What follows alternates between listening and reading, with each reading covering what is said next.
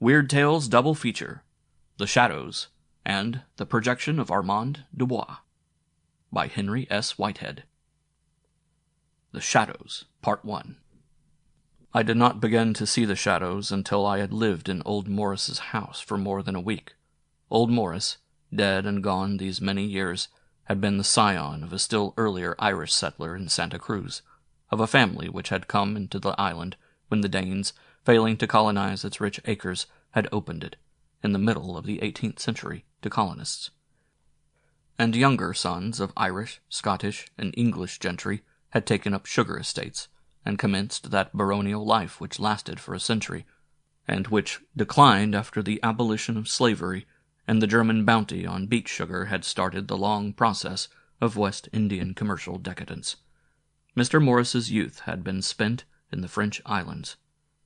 The shadows were at first so vague that I attributed them wholly to the slight weakness which began to affect my eyes in early childhood, and which, while never materially interfering with the enjoyment of life in general, had necessitated the use of glasses when I used my eyes to read or write. My first experience of them was about 1 o'clock in the morning. I had been at a gentleman's party at Hacker's house. Emerald, as some poetic-minded ancestor of Hacker's, had named the family estate 3 miles out of Christiansted, the northerly town built on the site of the ancient abandoned French town of Bassin. I had come home from the party and was undressing in my bedroom, which is one of 2 rooms on the westerly side of the house, which stands at the edge of the old Sunday market. These 2 bedrooms open on the marketplace, and I had chosen them rather than the more airy rooms on the other side because of the space outside. I liked to look out on the trees in the early mornings, whenever possible, and the ancient marketplace is overshadowed with the foliage of 100-year-old mahogany trees, and a few gnarled otaheights and Chinese bean trees. I had nearly finished undressing, had noted that my servant had let down and properly fastened the mosquito netting, and had stepped into the other bedroom to open the jalousies so that I might get as much of the night breeze as possible circulating through the house. I was coming back through the doorway between the 2 bedrooms, and taking off my dressing-gown at the moment, when the first faint perception of what I have called the shadows made itself apparent. It was very dark, just after switching off the electric light in that front bedroom. I had, in fact, to feel for the doorway. In this, I experienced some difficulty, and my eyes had not fully adjusted themselves to the thin starlight seeping in through the slanted jalousies of my own room, when I passed through the doorway and groped my way toward the great mahogany 4-poster in which I was about to lie down for my belated rest. I saw the nearest post looming before me, closer than I had expected. Putting out my hand, I grasped nothing. I winked in some surprise, and peered through the slightly increasing light as my eyes adjusted themselves to the sudden change. Yes, surely. There was the corner of the bedstead just in front of my face. By now my eyes were sufficiently attuned to the amount of light from outside to see a little plainer. I was puzzled. The bed was not where I had supposed it to be. What could have happened? That the servants should have moved my bed without orders to do so was incredible. Besides, I had undressed in full electric light in that room, not more than a few minutes ago, and then the bed was standing exactly where it had been since I had had it moved into that room a week before. I kicked gently, before me with a slippered foot, against the place where that bedpost appeared to be standing, and my foot met no resistance. I stepped over to the light in my own room, and snapped the button. In the sudden glare everything readjusted itself to normal. There stood my bed, and here in their accustomed places about the room were ranged the chairs, the polished wardrobe. We do not use cupboards in the West India Islands. The mahogany dressing table, even my clothes which I had hung over a chair where Albertina, my servant, would find them in the morning and put them, they were of white drill, into the soiled clothes bag in the morning. I shook my head. Light and shadows in these islands seem somehow different from what they are like at home in the United States. The tricks they play are different tricks, somehow. I snapped off the light again, and in the ensuing dead blackness I crawled in under the loose edge of the mosquito netting, tucked it along under the edge of the mattress on that side, adjusted my pillows and the sheets, and settled myself for a good sleep. Even to a moderate man, these gentlemen's parties are rather wearing sometimes. They invariably last too long. I closed my eyes and was asleep before I could have put these last ideas into words. In the morning, the recollection of the experience with the bed being in the wrong place was gone. I jumped out of bed and into my shower bath at 6:30, for I had promised O'Brien, captain of the U.S. Marines, to go out with him to the rifle range at La Grande Princesse that morning and look over the butts with him. I like O'Brien, and I am not uninterested in the efficiency of Uncle Sam's Marines, but my chief objective was to watch the pelicans. Out there on the glorious beach of Estate Grande Princesse, Big Princess as the black people call it, a colony of pelicans make their home, and it is a never-ending source of amusement to me to watch them fish. A Caribbean pelican is probably the most graceful flyer we have in these latitudes, barring not even the hurricane bird, that describer of noble arcs and parabolas, and the most insanely, absurdly awkward creature on land that Providence has cared in a light-hearted moment to create. I expressed my interest in Captain O'Brien's latest improvements, and while he was talking shop to one of his lieutenants and half a dozen enlisted men he had camped out there, I slipped down to the beach to watch the pelicans fish. 3 or 4 of them were describing curves and turns of indescribable complexity and perfect grace over the green water of the reef-enclosed white beach. Ever and again one would stop short in the air, fold himself up like a jackknife, turn head downward, his great pouched bill extended like the head of a cruel spear, and drop like a plummet into the water, emerging an instant later with the pouch distended with a fish. I stayed a trifle too long for my eyes. Driving back, I observed that I had picked up several sunspots, and when I arrived home I polished a set of yellowish sun spectacles I keep for such emergencies and put them on. The east side of the house had been shaded against the pouring morning sunlight, and in this double shade I looked to see my eyes clear up. The sunspots persisted, however, in that annoying recurrent way they have, almost disappearing and then returning in undiminished kaleidoscopic grotesqueness. Those strange blocks and parcels of pure color changing as one winks from indigo to brown and from brown to orange and then to a blinding turquoise blue, according to some eerie natural law of physics within the fluids of the eye itself. The sunspots were so persistent that morning that I decided to keep my eyes closed for some considerable time and see if that would allow them to run their course and wear themselves out. Blue and mauve grotesques of the vague general shape of diving pelicans swam and jumped inside my eyes. It was very annoying. I called to Albertina. "Albertina," said I, when she had come to the door, "please go into my bedroom and close all the jalousies tight. Keep out all the light you can, please." "Ah, right, sir," replied the obedient Albertina, and I heard her slapping the jalousie blinds together with sharp little clicks. "The jalousie all closed, sir," reported Albertina. I thanked her and proceeded with half-shut eyes into the bedroom, which, not yet invaded with afternoon sunlight and closely shuttered, offered an appearance of deep twilight. I lay face down across the bed, a pillow under my face, and my eyes buried in darkness.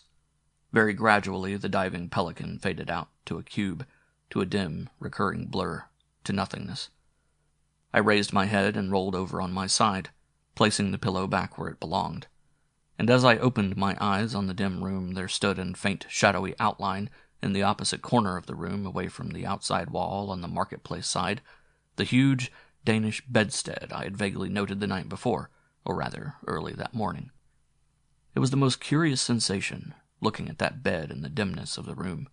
I was reminded of those fourth-dimensional tales which are so popular nowadays, for the bed impinged spatially on my large bureau, and the curious thing was that I could see the bureau at the same time.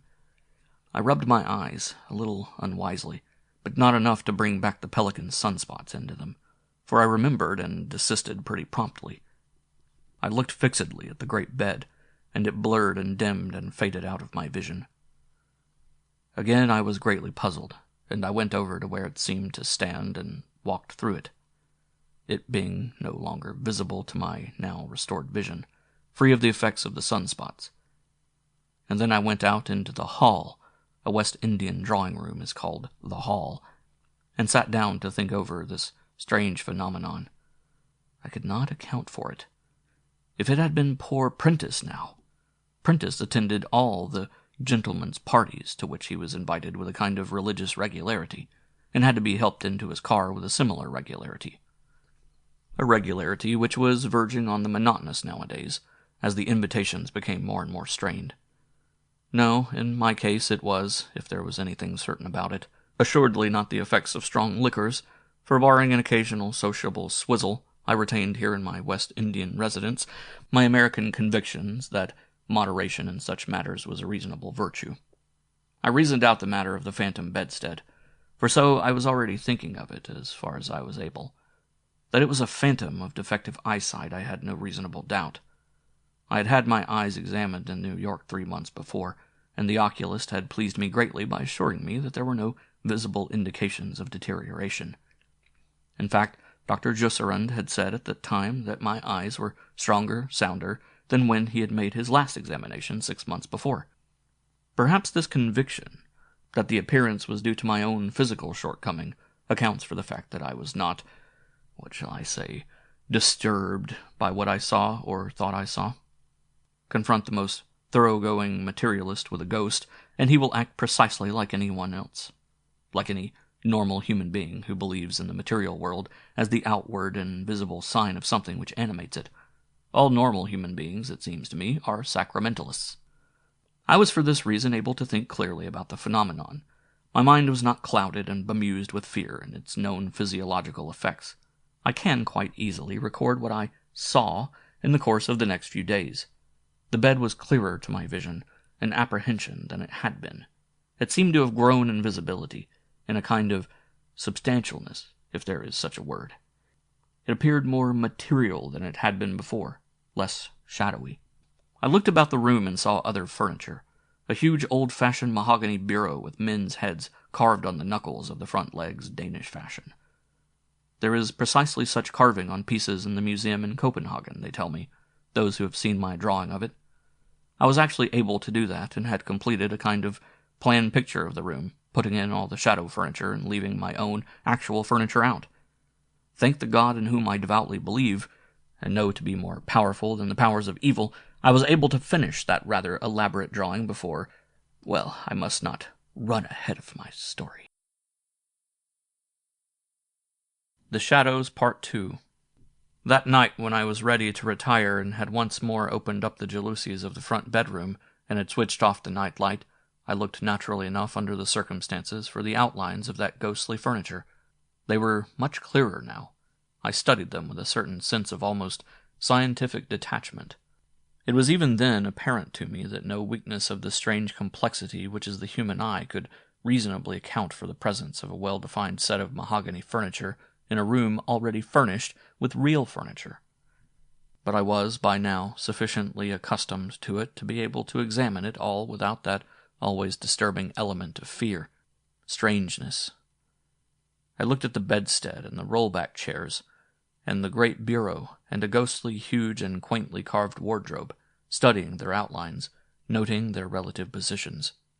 It was on that occasion that it occurred to me that it would be of interest to make some kind of drawing of them. I looked the harder after that, fixing the details and the relations of them all in my mind, and then I went into the hall and got some paper and a pencil and set to work. It was hard work, this of reproducing something which I am well aware was some kind of an apparition, especially after looking at the furniture in the dark bedroom, switching on the light in another room, and then trying to reproduce. I could not, of course, make a direct comparison. I mean, it was impossible to look at my drawing and then look at the furniture. There was always a necessary interval between the two processes. I persisted through several evenings, and even for a couple of evenings fell into the custom of going into my bedroom in the evening's darkness, looking at what was there, and then attempting to reproduce it. After 5 or 6 days, I had a fair plan, in considerable detail, of the arrangement of this strange furniture in my bedroom. A plan or drawing which would be recognizable if there were anyone now alive who remembered such an arrangement of such furniture. It will be apparent that a story had been growing up in my mind, or, at least, that I had come to some kind of conviction that what I saw was a reproduction of something that had once existed in that same detail, in that same precise order. On the 7th night there came an interruption.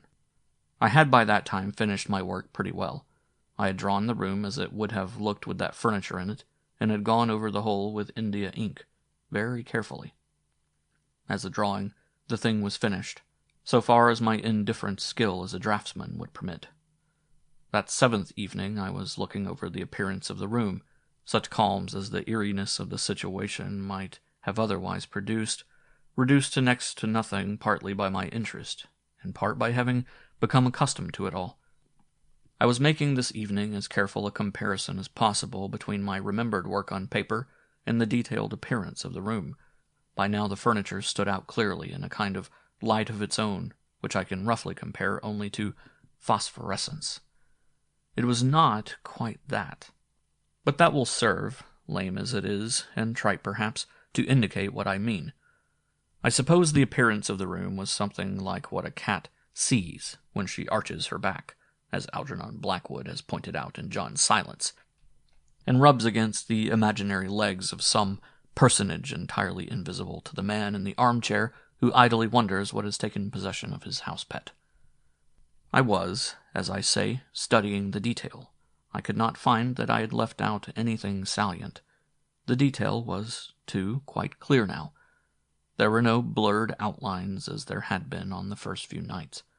My own material furniture had, so to speak, sunk back into invisibility, which was sensible enough, seeing that I had put the room in as nearly perfect darkness as I could, and there was no moon to interfere those nights.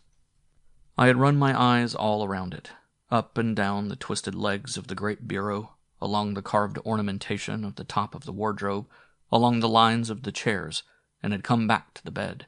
It was at this point of my checking up that I got what I must describe as the first shock of the entire experience. Something moved beside the bed.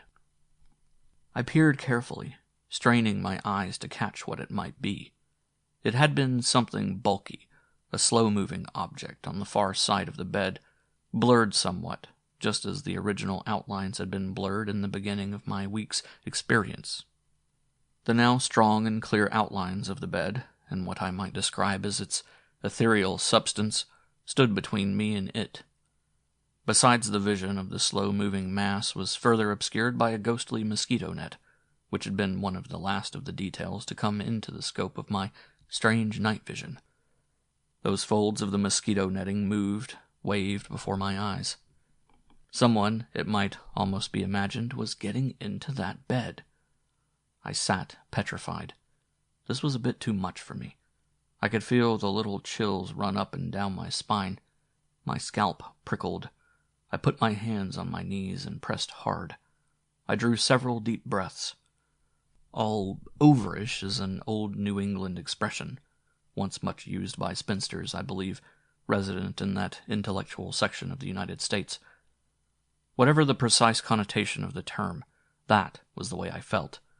I could feel the reactive sensation, of that particular portion of the whole experience, in every part of my being, body, mind, and soul. It was paralyzing. I reached up a hand that was trembling violently. I could barely control it, and the fingers, when they touched the hard rubber button, felt numb, and switched on the bed light, and spent the next 10 minutes recovering.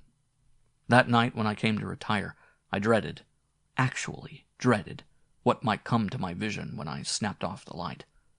This, however, I managed to reason out with myself. I used several arguments. Nothing had so far occurred to annoy or injure me. If this were to be a cumulative experience, if something were to be revealed to me by this deliberate process of slow materialization which had been progressing for the last week or so, then it might as well be for some good and useful purpose. I might be, in a sense, the agent of Providence. If it were otherwise, if it were the evil work of some discarnate spirit, or something of the sort, well, every Sunday since my childhood in church I had recited the creed, and so admitted, along with the clergy and the rest of the congregation, that God our Father had created all things, visible and invisible. If it were this part of his creation at work for any purpose, then he was stronger than they. I said a brief prayer before turning off that light and put my trust in him. It may appear to some a bit old-fashioned.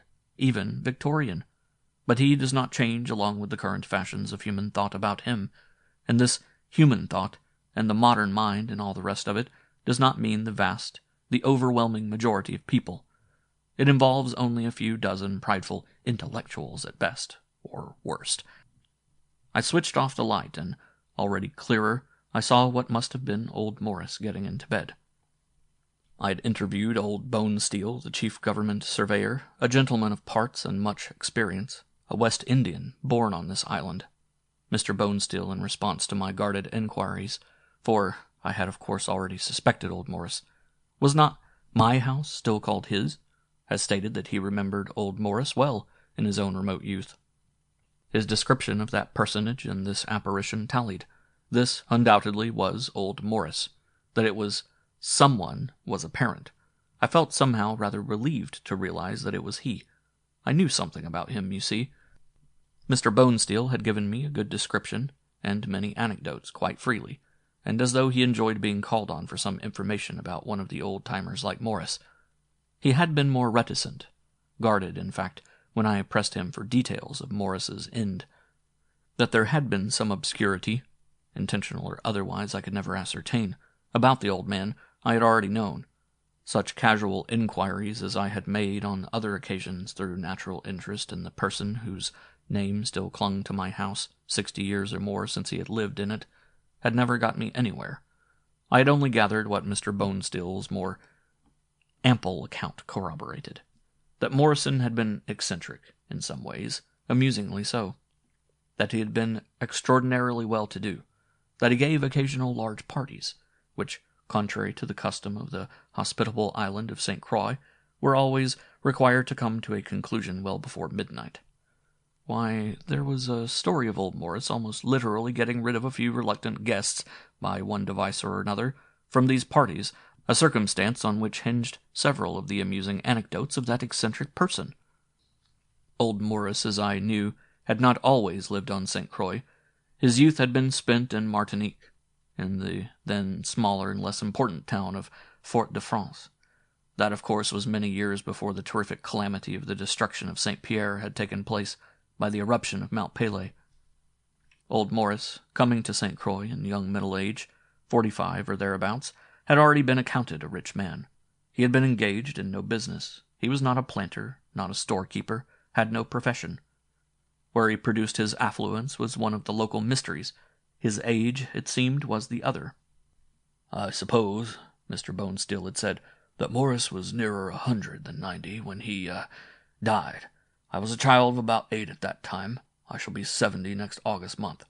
That, you see, would be about 62 years ago, about 1861, or about the time your Civil War was beginning. Now my father has told me, he died when I was 19, that old Morris looked exactly the same when he was a boy. Extraordinary, the black people used to say." Mr. Bonesteel fell silent, and his eyes had an old man's dim, far-away look. "The black people have some very strange beliefs, Mr. Bonesteel," said I, attempting to prompt him. "A good many of them I have heard about myself, and they interest me very much. What particular—" Mr. Bonesteel turned his mild blue eyes upon me reflectively. "You must drop in at my house one of these days, Mr. Stewart," said he mildly. "I have some rare old rum that I'd be glad to have you sample, sir. There's not much of it on the island these days since Uncle Sam turned his prohibition laws loose on us in 1922. "Thank you very much indeed, Mr. Bonesteel," I replied. "I shall take the first occasion to do so, sir. Not that I care especially for old rum except a spoonful in a cup of tea, or in pudding sauce perhaps. But the pleasure of your company, sir, is always an inducement." Mr. Bonesteel bowed to me gravely, and I returned his bow from where I sat in his airy office and government house. "Would you object to mentioning what that belief was, sir?" A slightly pained expression replaced my old friend's look of hospitality.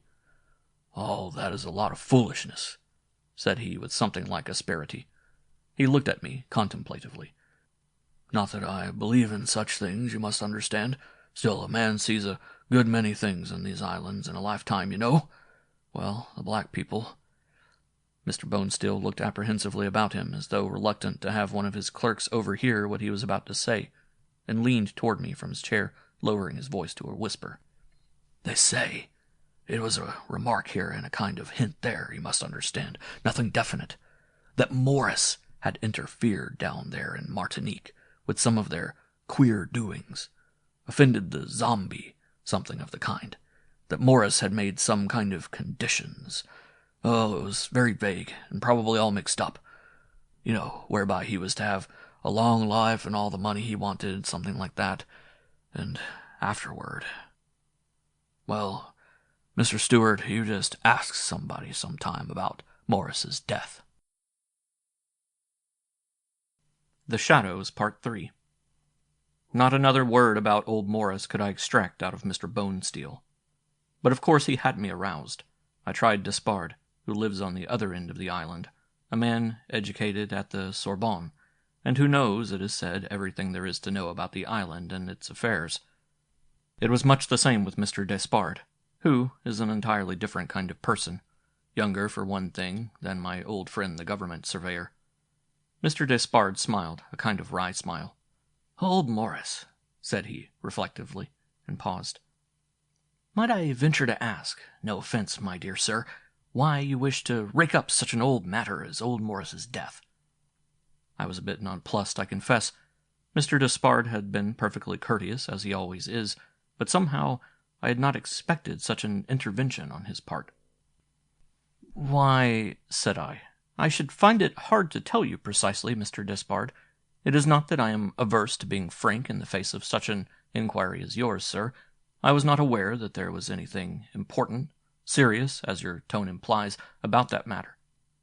Put it down to mere curiosity, if you will, and answer or not as you wish, sir." I was perhaps a little nettled at this unexpected and, as it then seemed to me, finicky obstruction being placed in my way. What could there be in such a case for this formal reticence, these verbal safeguards? If it were a Jumbie story, there was no importance to it. If otherwise, well, I might be regarded by Despard as a person of reasonable discretion. Perhaps Despard was some relative of old Morris, and there was something a bit off-color about his death. That, too, might account for Mr. Bonesteel's reticence.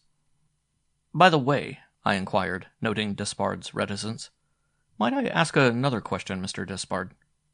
"Certainly, Mr. Stewart." "I do not wish to impress you as idly or unduly curious, but are you and Mr. Bonesteel related in any way?" "No, sir, we are not related in any way at all, sir." "Thank you, Mr. Despard," said I, and bowing to each other after the fashion set here by the Danes, we departed. I had not learned a thing about old Morris's death. I went in to see Mrs. Heidenclong. Here, if anywhere, I should find out what was intriguing me. Mrs. Heidenclong is an ancient Creole lady, relict of a prosperous storekeeper, who lives, surrounded by a certain state of her own, propped up in bed in an environment of a stupendous quantity of lacy things and gauzy ruffles. I did not intend to mention old Morris to her, but only to get some information about the zombie, if that should be possible. I found the old lady, surrounded by her ruffles and lace things, in one of her good days. Her health has been precarious for 20 years. It was not difficult to get her talking about the zombie. "Yes," said Mrs. Heidenclong. "it is extraordinary how the old beliefs and the old words cling in their minds. Why, Mr. Stewart, I was hearing about a trial in the police court a few days ago. One old black woman had summoned another for abusive language. On the witness stand the complaining old woman said, 'She called me a worthless old Carthagene, sir.' Now think of that. Carthage was destroyed way back in the days of Cato the Elder, you know, Mr. Stewart. The greatest town of all Africa. To be a Carthaginian meant to be a sea robber. A pirate, that is, a thief. One old woman on this island more than 2,000 years afterward wishes to call another a thief, and the word Carthagene is the word she naturally uses. I suppose that has persisted on in the West Coast and throughout all those village dialects in Africa, without a break, all these centuries. The zombie of the French islands? Yes, Mr. Stewart, there are some extraordinary beliefs. Why, perhaps you've heard mention made of old Morris, Mr. Stewart. He used to live in your house, you know." I held my breath. Here was a possible trove. I nodded my head. I did not dare to speak. "Well, Old Morris, you see, lived most of his earlier days in Martinique, and it is said he had a somewhat adventurous life there, Mr. Stewart. Just what he did or how he got himself involved seems never to have been made clear, but in some way, Mr. Stewart, the black people believe Morris got himself involved with a very powerful Jumbie, and that is where what I said about the persistence of ancient beliefs comes in. Look on that table there, among those photographs, Mr. Stewart. There, that's the place. I wish I were able to get up and assist you. These maids, everything askew, I have no doubt. Do you observe a kind of fish-headed thing about as big as the palm of your hand? Yes, that is it. I found the fish-headed thing and carried it over to Mrs. Heidenkling. She took it in her hand and looked at it. It lacked a nose, but otherwise it was intact. A strange, uncouth-looking little godling, made of anciently polished volcanic stone, with huge, protruding eyes, small human-like ears, and what must have been a nose like a tortola jackfish, or a black witch-bird with its parrot-beak. Now that, continued Mrs. Heidenkling, is one of the very ancient household gods of the aborigines of Martinique, and you will observe the likeness in the idea to the Lars and the Penates of your school Latin days. Whether this is a Lar or a Penate, I cannot tell. And the old lady paused to smile at her little joke.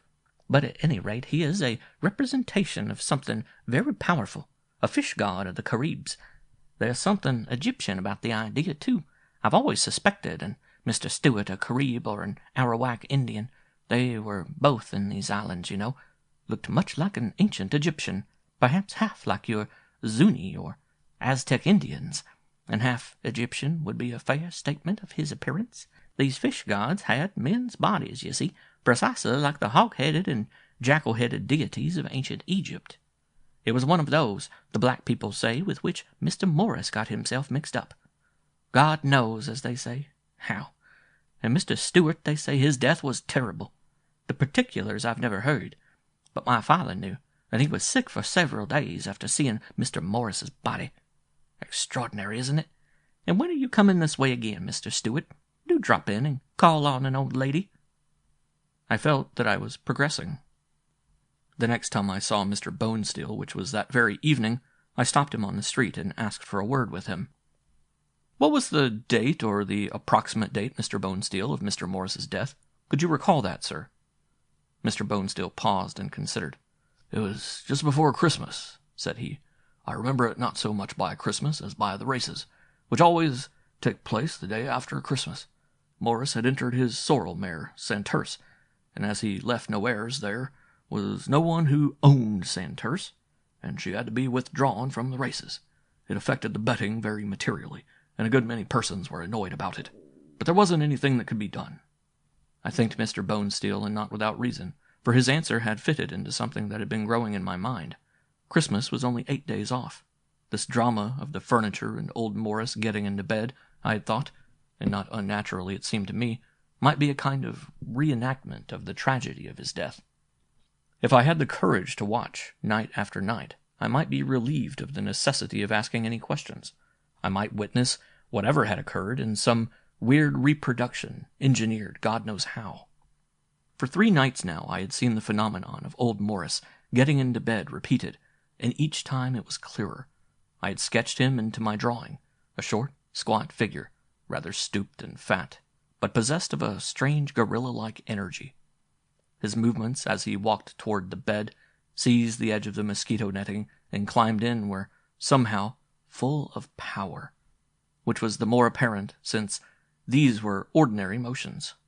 One could not help imagining that old Morris would have been a tough customer to tackle for all his alleged age.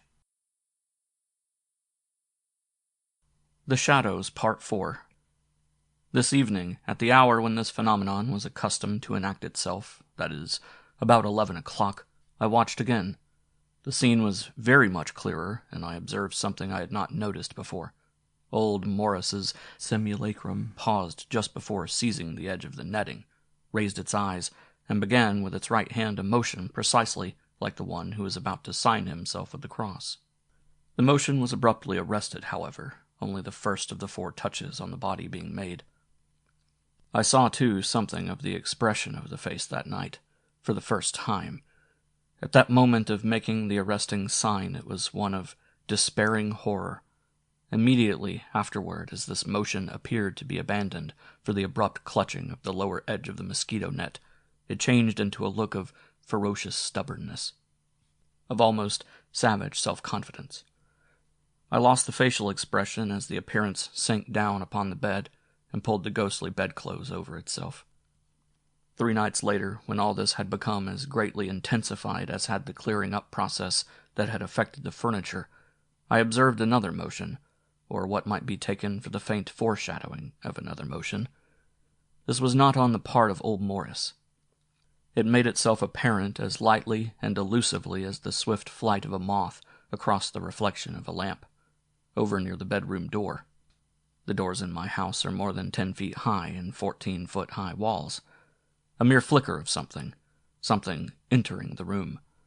I looked and peered at that corner, straining my eyes, but nothing could I see save what I might describe as an intensification of the black shadow in that corner near the door, vaguely formed like a slim human figure, though grossly out of all human proportion.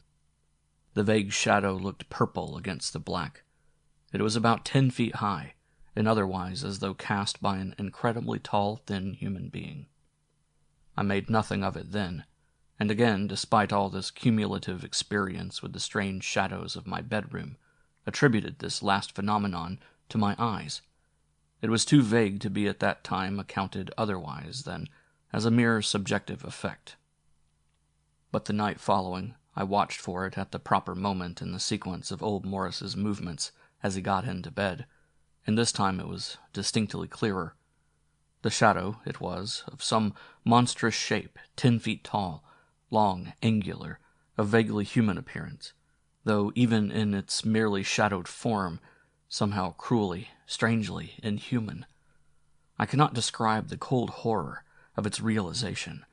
The head part was, relatively to the proportions of the body, short and broad, like a pumpkin head of a man made of sticks by boys, to frighten passers-by on Halloween. The next evening I was out again to an entertainment at the residence of one of my hospitable friends, and arrived home after midnight. There stood the ghostly furniture. There on the bed was the form of the apparently sleeping old Morris, and there in the corner stood the shadow, little changed from last night's appearance. The next night would be pretty close to the date of old Morris's death. It would be that night, or the next at latest, according to Mr. Bonesteel's statement. The next day I could not avoid the sensation of something impending. I entered my room and turned off the light a little before 11, seated myself, and waited. The furniture tonight was, to my vision, absolutely indistinguishable from reality. This statement may sound somewhat strange, for it will be remembered that I was sitting in the dark. Approximating terms again, I may say, however, that the furniture was visible in a light of its own, a kind of phosphorescence, which apparently emanated from it. Certainly there was no natural source of light. Perhaps I may express the matter thus, that light and darkness were reversed in the case of this ghostly bed, bureau, wardrobe, and chairs. When actual light was turned on, they disappeared, and darkness, which of course is the absence of physical light, they emerged. That is the nearest I can get to it. At any rate, tonight the furniture was entirely perfectly visible to me. Old Morris came in at the usual time. I could see him with a clarity exactly comparable to what I've said about the furniture.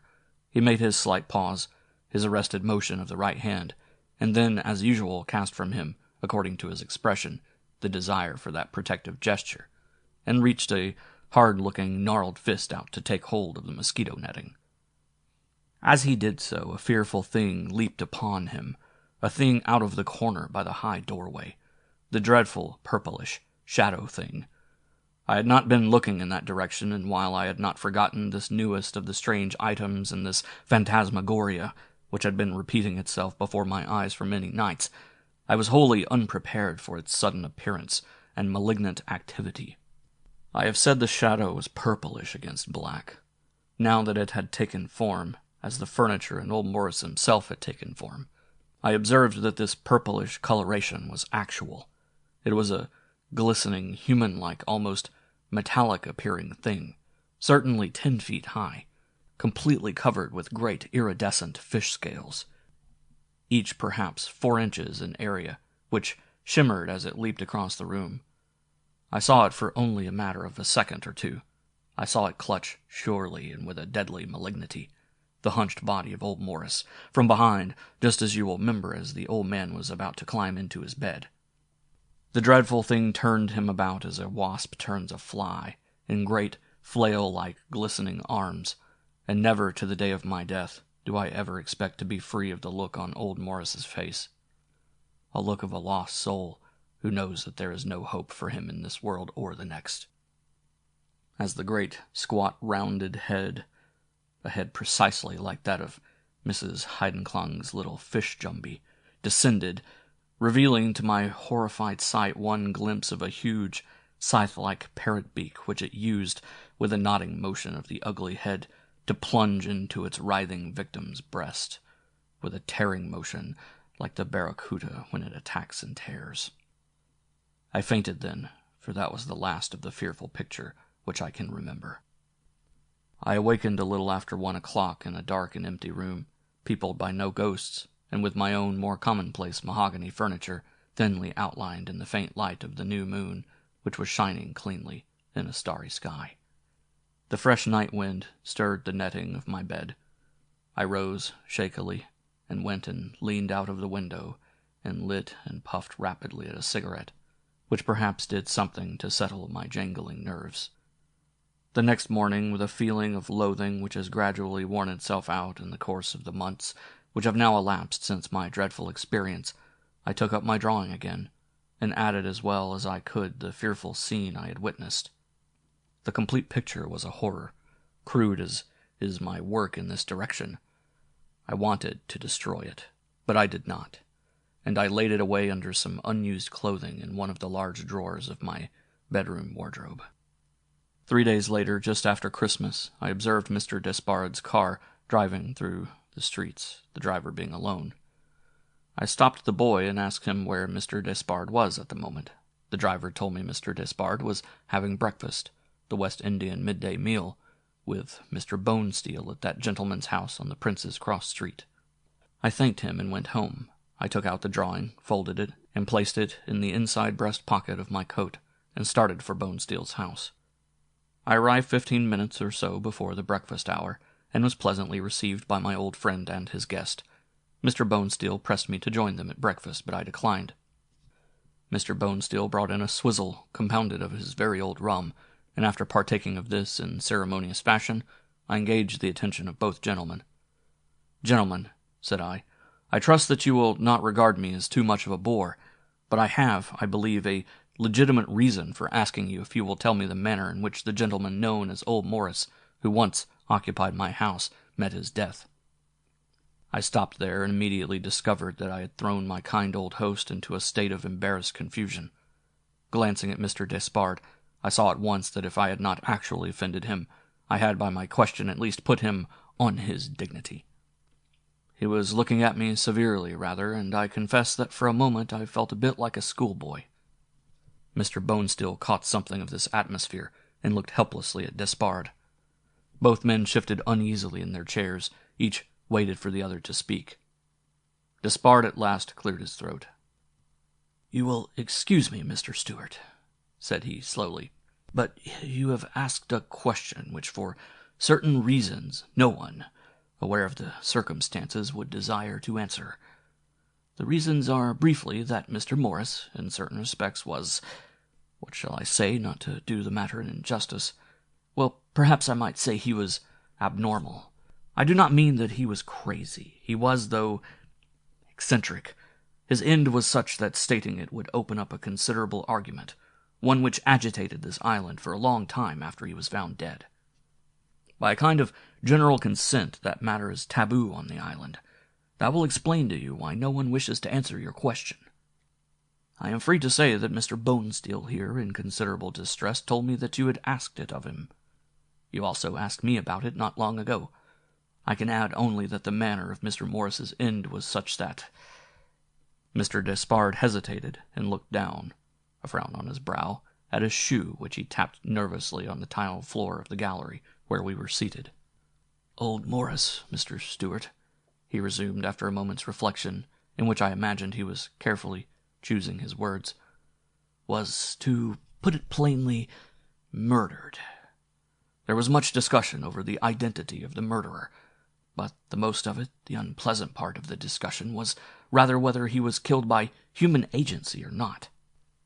Perhaps you will see now, sir, the difficulty of the matter. To admit that he was murdered by an ordinary murderer is to my mind an impossibility. To assert that some other agency, something abhuman, killed him opens up the question of one's belief, one's credulity. Magic and occult agencies are, as you are aware, strongly entrenched in the minds of the ignorant people of these islands. None of us cares to admit a similar belief. Does that satisfy you, Mr. Stewart, and will you let the matter rest there, sir?" I drew out the picture, and without unfolding it, laid it across my knees. I nodded to Mr. Despard, and turning to our host, asked, "As a child, Mr. Bonesteel, were you familiar with the arrangement of Mr. Morris's bedroom?" "Yes, sir," replied Mr. Bonesteel, and added, "Everybody was. Persons who had never been in the old man's house crowded in when—" I intercepted a kind of warning look passing from Despard to the speaker. Mr. Bonesteel, looking much embarrassed, looked at me in that helpless fashion I have already mentioned, and remarked that it was hot weather these days. "Then," said I, "perhaps you will recognize its arrangement and even some of the details of its furnishing," and I unfolded the picture and handed it to Mr. Bonesteel. If I had anticipated its effect upon the old man, I would have been more discreet, but I confess I was nettled by their attitude. By handing it to Mr. Bonesteel, I could not give it to both of them at once. I did the natural thing, for he was our host. The old man looked at what I had handed him, and, this is the only way I can describe what happened, became suddenly as though petrified.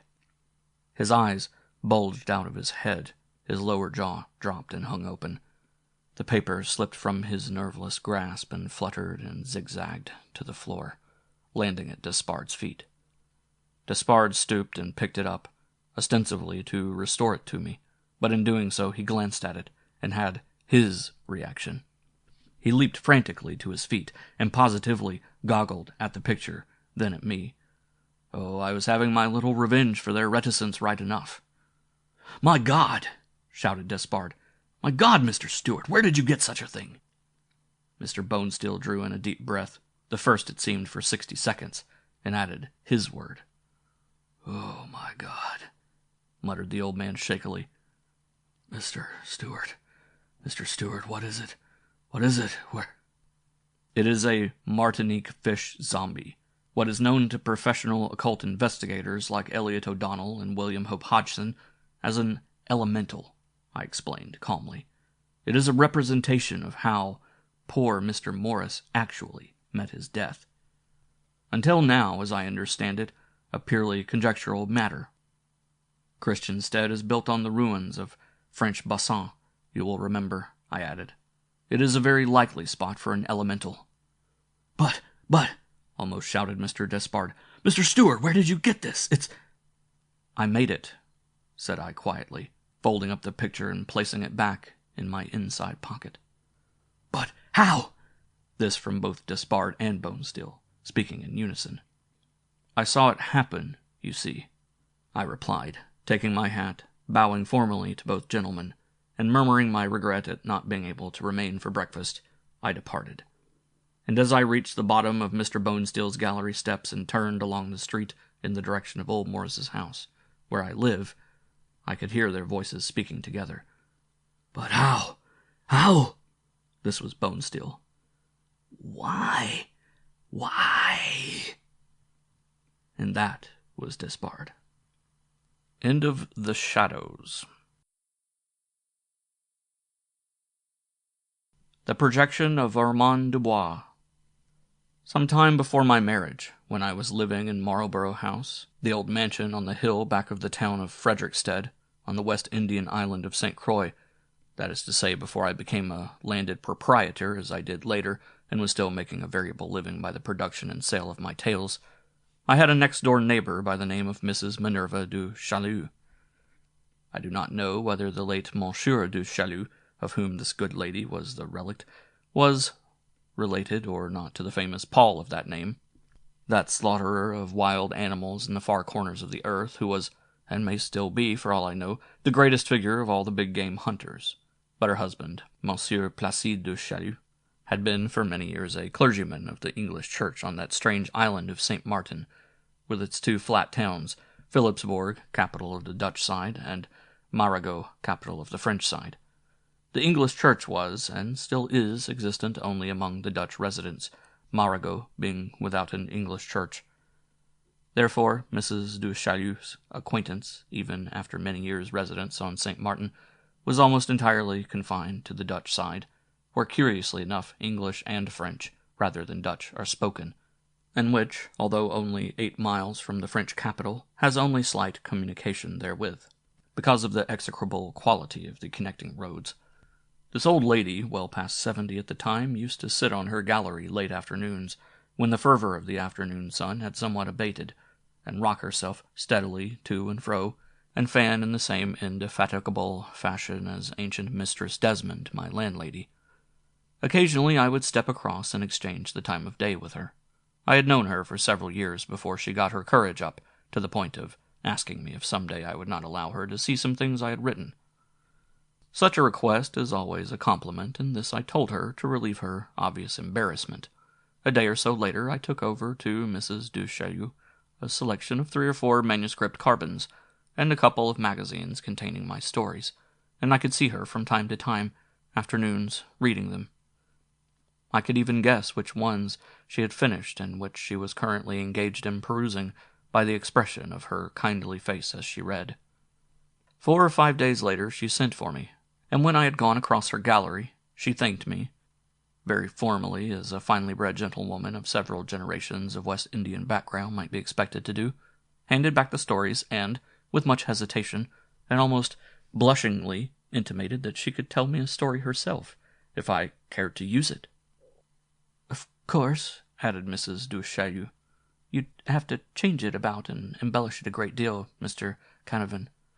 To this I said nothing, except to urge my old friend to proceed, and this she did forthwith, hesitating at first, then becoming intrigued by the memories of the tale, with the flair of a quite unexpected narrative gift. During the first few minutes of the then halting recital, I interrupted occasionally for the purpose of getting this or that point clear, but as the story progressed, I quieted down, and before it was finished, I was sitting, listening as though to catch my pearls, for here was my Simon Pure West Indian Jumbie story, a gem, a perfect example, and told, you may believe me or not, sir or madam, with every possible indication of authenticity, unless there is something hitherto unsuspected, even by his best friends, those keenest of critics, with the understanding apparatus of Gerald Canavan. That story, as Mrs. du Chaillu told it to him, had happened, just as she said it had, to her. I will add only that I have not, to my knowledge, changed a word of it. It is not only not embellished, or glorified, as the black people would say, but it is as nearly verbatim as I can manage it, and I believe it implicitly. It fits in with much that is known scientifically and verified by occult investigators and such-like personages. It is typically, utterly West Indian, and Mrs. du Chaillu would as soon vary one jot or little from the strict truth in this or any other matter as to attempt to stand on her head.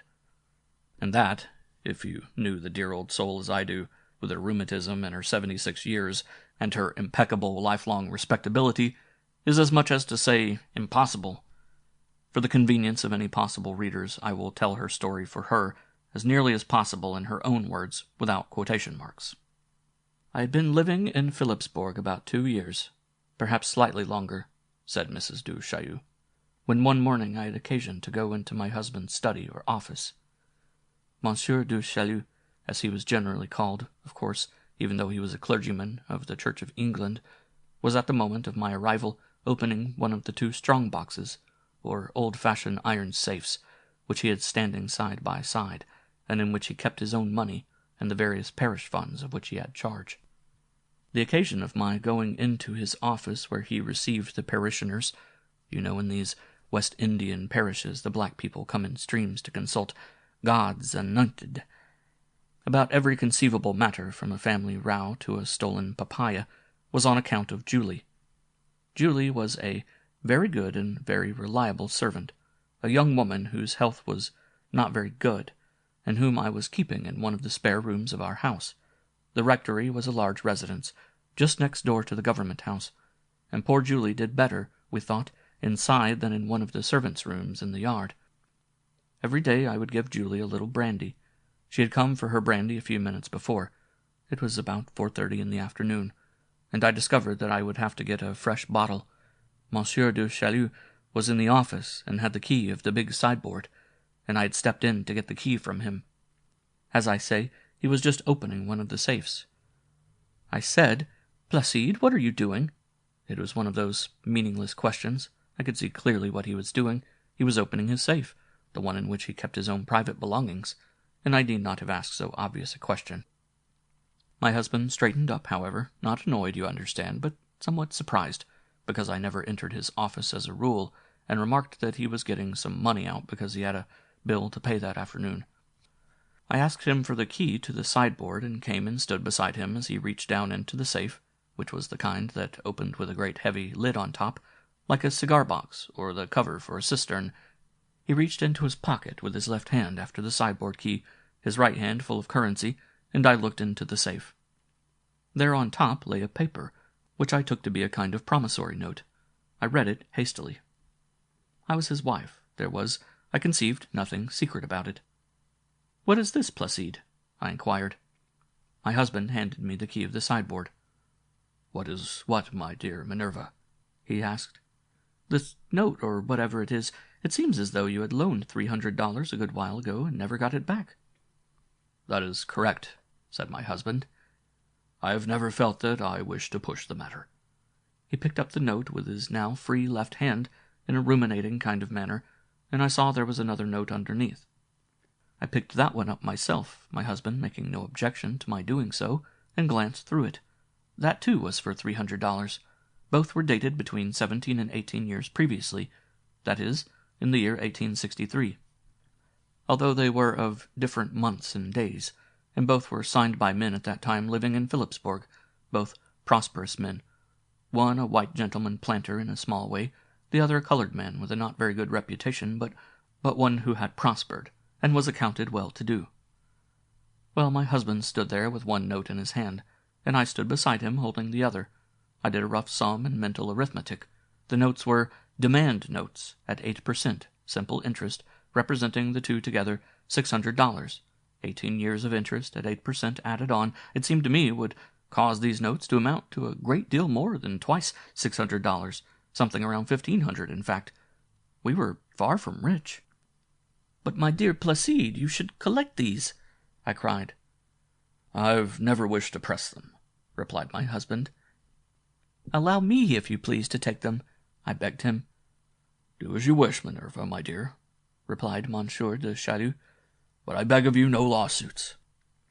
"Very well," said I, and carrying the two notes, walked out of the office to get Julie her brandy, out of the sideboard in the dining-room. I will admit to you, Mr. Canavan, that I was a little put out about my dear husband's carelessness in connection with those notes. At the same time, I could not avoid seeing very clearly that the notes, if still collectible, constituted a kind of windfall, as you say in the United States. It has to do with a variety of apple, does it not? And I decided at once to set about a kind of investigation. As soon as I had supplied Julie with the brandy which Dr. Duchesne had prescribed for her, I sent our houseboy after Monsieur Hinks, the notary of our town of Philipsburg. Monsieur Hinks came within the hour. He stayed for tea, I remember, and he assured me that the notes, not yet being 20 years old, were still collectible. I placed them in his hands and paid him in advance, as the custom is on St. Martin, and I dare say in Curaçao, and the other Dutch possessions, his fee of $50 for collection, instructing him that it was my husband's desire that there should be no actual lawsuit. I will shorten my story as much as possible by telling you that the note which had been given by the gentleman planter was paid in 6 months in 2 equal installments, and with my husband's permission. I invested the money in some shares in one of our St. Martin salt ponds, Salt, you know, is the chief export from St. Martin. The other note, the one which had been given by the colored man, Armand Dubois, did not go through so easily. Many persons in Phillipsburg regarded him as a rascal, a person of no character at all. It seems he had heard far back in the days when my husband accommodated his friend, the planter of that transaction, and had come almost at once to ask for a similar accommodation. That is why the two notes were so nearly of the same date, and perhaps it accounts for the fact that the two notes were both for $300. Dubois made a great pother about paying. Of this I heard only rumors, of course. Monsieur Hinks did not trouble us in the matter, once the collection of the notes had been placed in his hands. It was, of course, a perfectly clear case. The note had been signed by Dubois, and it had more than 2 years to run before it would be outlawed. Limited is, I believe, the legal term. So Armand Dubois paid, as he was well able to do, but, as I say, with a very bad grace. Presumably, he expected never to pay. The impudence of the man! Shortly after I had placed the notes in the hands of Monsieur Hinks for collection, Julie came to me one afternoon, quite grey in the face, as negroes looked when they are badly frightened. On St. Martin, perhaps you know, Mr. Canavan, servants have a custom similar to what I have read about in your South. That is to say, they invariably address their mistresses as Miss with the Christian name. Why, I cannot say. It is their custom. Julie came to me, as I say, very frightened, very much upset, quite terrified, in fact. She said to me, "Miss Minerva, on no account, ma'am, must you go to the door. If you please, ma'am, one Armand Dubois come, ma'am, and is even now climbing the step of the gallery. Hold yourself, ma'am, I beg of you, in the name of God." Julie's distress and state of fright, which the girl could not conceal, impressed me more than her words. I said, "Julie, go to the door yourself. Say please to this Dubois that I have nothing to say to him. For anything whatever, he must address himself to Monsieur Hinks." "Yes, ma'am," replied Julie, and almost pushed me into my bedroom and shut the door smartly behind me. I stood there and listened as Dubois, who had now mounted the gallery steps, knocked very truculently, it seemed to me, the creature had no manners, on the door. I could hear him ask for me in the murmur of Julie's voice as she delivered my message. Dubois was reluctant to leave, it seemed. He stood and parleyed, but forcing his way into a house like the rectory of the English church was beyond him. And at last he went. Several other persons, blackfellows, Julie told me, had accompanied him, for what purpose I cannot imagine. It was most unusual that he should come to trouble me at all. And these all walked down the street, as I could see through the slanted jalousies of my bedroom window, Dubois gesticulating and orating to his followers. Julie told me something else, too, something which quite made my blood run cold. Armand Dubois, said Julie, had half concealed in his hand, as he stood talking to her, a small vial. Julie was sure it contained vitriol. I was almost afraid to venture out to the street after that, and it was a long time before I recovered from the shock of it. Vitriol, think of it, Mr. Canavan, if indeed that were what he had in the vial, and what else could he have had? Of course, I did not dare tell my husband. It would have distressed that dear kind man most atrociously. And besides, the collection of the notes was, so to speak, a venture of mine, carried out, if not exactly against his will, at least without any enthusiasm on his part. So I kept quiet and commanded Julie to say nothing whatever about it.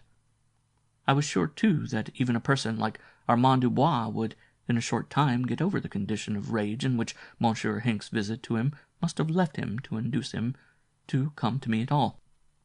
That, or something similar, actually proved to be the case. I had no further annoyance from Dubois, and in the course of a few weeks, probably pressed by Monsieur Hinks, he settled the note, paying $724 to be exact, with 17 years and 8 months' interest at 8%. Of course, Mr. Canavan, all that portion of the story, except perhaps for Armand Dubois' unpleasant visit, is merely commonplace, the mere narrative of the collection of 2 demand notes. Note, though, what followed. It was perhaps 2 months after the day when I had gone into my husband's office and discovered those notes, and about a month after Dubois had paid what he owed Monsieur Deschalus, that I had gone to bed a trifle earlier, perhaps than usual, about 9:30 to be exact. My aunt was staying with us in the rectory at the time, and she was far from well, and I had been reading to her and fanning her, and I was somewhat tired. I fell asleep, I suppose, immediately after retiring. I awakened and found myself sitting bolt upright in my bed, and the clock in the town was striking 12. I counted the strokes. As I finished and the bell ceased its striking, I felt rather than saw, for I was looking, in an abstracted kind of fashion, straight before me, my elbows on my knees in a sitting posture, as I have said, something at the left, just outside the mosquito netting. There was a dim night-light, such as I always kept, in the far corner of the room, on the edge of my bureau, and by its light the objects in the room were faintly visible through the white net. I turned suddenly under the impulse of that feeling, and there Mr. Canavan, just beside the bed, and almost pressing against the net, though not quite touching it, was a face. The face was that of a mulatto, and as I looked at it, frozen, speechless, I observed that it was Armand Dubois, and that he was glaring at me with an expression of the most horrible malignancy that could be imagined. The lips were drawn back, like an animal's, Mr. Canavan, but the most curious and perhaps the most terrifying aspect of the situation was the fact that the face was on a level with the bed. That is, the chin seemed to rest against the edge of the mattress, so that, as it occurred to me, the man must be sitting on the floor, his legs placed under the bed so as to bring his horrible, leering face in that position I have described. I have tried to scream, and my voice was utterly dried up. Then, moved by what impulse I cannot describe, I plunged toward the face, tore loose the netting on that side, and looked directly at it. Mr. Canavan, there was nothing there, but as I moved abruptly toward it, I saw a vague, dim hand and arm swing up from below, and there was the strangest sensation. It was as though over my face and shoulders and breast hot and stinging drops had been cast. There was, just for a passing instant, the most dreadful burning, searing sensation, and then it was gone. I half sat, half lay, a handful of the netting in my hands, where I had torn it loose from where it had been tucked under the edge of the mattress, and there was nothing there, nothing whatever. I passed my hand over my face and neck, but there was nothing, no burns, nothing. I do not know how I managed to do it, but I climbed out of the bed and looked underneath. Mr. Canavan, there was nothing, no man nor anything there. I walked over and turned up the night-light and looked all about the room. Nothing. The jalousies were all fastened as usual. The door was locked. There were no other means of ingress or egress. I went back to bed, convinced that I must have been dreaming or sleepwalking or something of the sort, although I had never walked in my sleep, and almost never dreamed or remembered any dream. I could not sleep, and it occurred to me that I would do well to get up again, put on my bathrobe, and go out to the dining-room for a drink of water. The water stood in earthenware guglets just beside a doorway that led out to a small gallery at the side of the house, which stood on the corner, in the wind, so as to keep cool. You've seen that a good many times, even here, of course. On St. Martin we had no ice plant in those days, nor yet, so far as I know, and everybody kept the drinking water in guglets and set the guglets where the wind would blow on them and cool the water. I took a glass from the sideboard, filled it, and drank the water. Then I opened the door just beside me and stood looking out for a few minutes. The town was absolutely silent at that hour. There was no moon, and the streets were lighted just as they were here in Frederickstead before we had electricity, with occasional hurricane lanterns at the corners.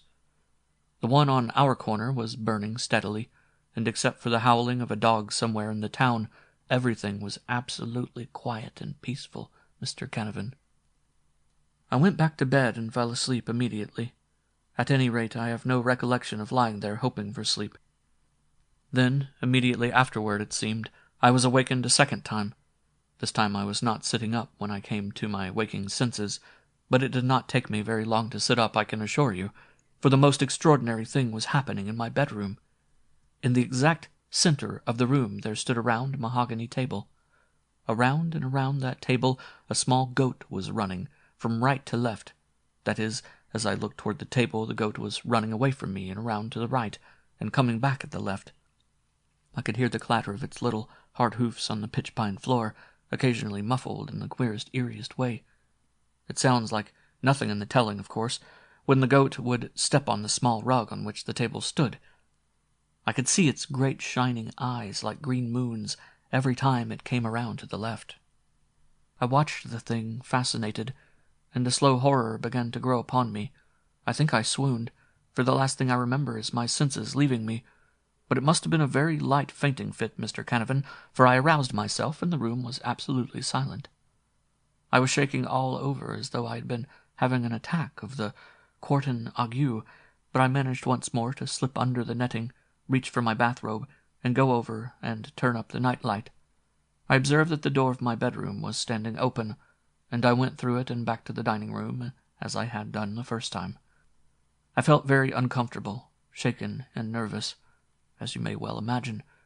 But there, in the next room, I knew my husband was sleeping, and my poor old aunt on the other side of the hall, and I plucked up my courage. I knew that he would never be afraid of anything, man or anything else, Mr. Canavan. I found that I must have been more upset than I had supposed, for the door out onto the small gallery from the dining room, where I had stood the other time, was unfastened and half open, and I realized that I had left it in that condition, and I saw clearly that the young goat had simply wandered in. Goats and dogs and other animals roamed the streets there, even pigs, much as they do here, although all the islands have police regulations, and on St. Martin these were not enforced nearly as well as they are here on St. Croix. So I laughed at myself and my fears, although I think I had a right, at least, to be startled by that goat dancing about my bedroom table, and I fastened the door leading outside, and came back into my bedroom and fastened that door too, and went back to bed once more. My last waking sensation was of that dog or some other howling somewhere in the town. Well, that was destined to be a bad night, Mr. Canavan. I remember one of my husband's sermons, Mr. Canavan, on the text, "A good day." I do not remember what portion of the Scriptures it comes from, but I remember the text, and the sermon too.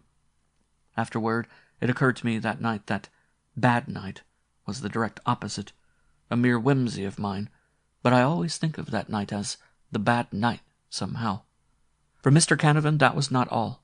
No, I had noticed the time before I returned to bed that time, and it was a little past 1 o'clock. I'd slept for an hour, you see, after the first interruption. When I was awakened again, it was 5 o'clock in the morning. Remember, I had deliberately, and in a state of full wakefulness, closed and fastened both the door from that side gallery into the dining room and the bedroom door. The jalousies had not been touched at any time, and all of them were fastened. I awoke with the most terrible impression of evil and horror. It was as though I stood alone in the midst of a hostile world, bent upon my destruction. It was the most dreadful feeling, a feeling of complete, of unrecoverable depression. And there, coming through my bedroom door, through the door, Mr. Canavan, which remained shut and locked, was Armand Dubois. He was a tall, slim man, and he stalked in looking taller and slimmer than ever, because he was wearing one of those old-fashioned, long white nightshirts which fell to his ankles. He walked, as I say, through the closed door and straight toward me. And Mr. Canavan, the expression on his face was the expression of one of the demons from hell. I half sat up, utterly horrified, incapable of speech, or even of thought beyond that numbing horror. And as I sat up, Armand Dubois seemed to pause. His advance slowed abruptly. The expression of malignant hatred seemed to become intensified, and then he slowly turned to his left, and keeping his face turned toward me, walked very slowly now, straight through the side wall of my bedroom, and was gone, Mr. Canavan. Then I screamed, again and again, and Placide, my husband, bursting the door, rushed in, and over his shoulder and through the broken door I could see Julie's terrified face, and my poor old aunt, a Shetland shawl huddled about her poor shoulders, coming gropingly out of her room. That was the last I remembered then. When I came to, it was broad daylight and past 7, and Dr. Duchesne was there, holding his fingers against my wrist, counting the pulse, I suppose, and there was a strong taste of brandy in my mouth. They made me stay in bed all through the morning, and Dr. Duchesne would not allow me to talk. I'd wanted to tell Placide and him all that had happened to me through the night, but at 2 o'clock in the afternoon, when I was allowed to get up at last, after having eaten some broth, I had had time to think, and I never mentioned what I had heard and seen that night. No, Mr. Canavan, my dear husband never heard it, never knew what had cast me into that condition of nerves. After he died, I told Dr. Duchesne, and Dr. Duchesne made no particular comment. Like all doctors, and the clergy here in the West Indies, such matters were an old story to him. It was fortunate for us that he happened to be passing the house and came in because he saw the lights and could hear Julie weeping hysterically. He realized that something extraordinary had happened, or was happening, in the rectory, and that he might be needed. He was on his way home from the residence of Armand Dubois, there in town. Dubois had been attacked by some obscure tropical fever just before midnight, and had died at 5 o'clock that morning, Mr. Canavan. Dr. Duchesne told me later about Dubois' case, which interested him very much from his professional viewpoint. Dr. Duchesne said that there were still strange fevers, not only in obscure places in the world, but right here in our civilized islands. Think of it. He said that he could not tell so much as the name of the fever that had taken Dubois away, but he said the most puzzling of the symptoms was that just at midnight Dubois had fallen into a state of coma, unconsciousness, you know, which had lasted only a minute or two, quite extraordinary, the doctor said, and that a little later, soon after 1 o'clock, he had shut his eyes and quieted down. He had been raving, muttering, and tossing about, as fever patients do, you know, and that there had come over his face the most wicked and dreadful grimace, and that he had drummed with his fingers against his own forehead, an irregular kind of drumming, a beat, the doctor said, not unlike the scampering footfalls of some small 4-footed animal. He died, as I told you, at 5, quite suddenly, and Dr. Duchesne said that just as he was going there came over his face the most horrible, the most malignant expression that he had ever seen. He said it caused him to shudder, although he knew, of course, that it was only the muscles of the man's face contracting. Rigor mortis, it is called, I think, Mr. Canavan. Dr. Duchesne said, too, that there was a scientific word which described the situation, that is, the possible connection between Dubois, as he lay dying with that queer fever, and the appearances to me. It was not telepathy, Mr. Canavan, of that I am certain. I wish I could remember the word, but I fear it has escaped my poor old memory. Was it projection? I asked Mrs. du Chaillu. I think that was it, Mr. Canavan, said Mrs. du Chaillu, and nodded her head at me, wisely. End of the projection of Armand Dubois,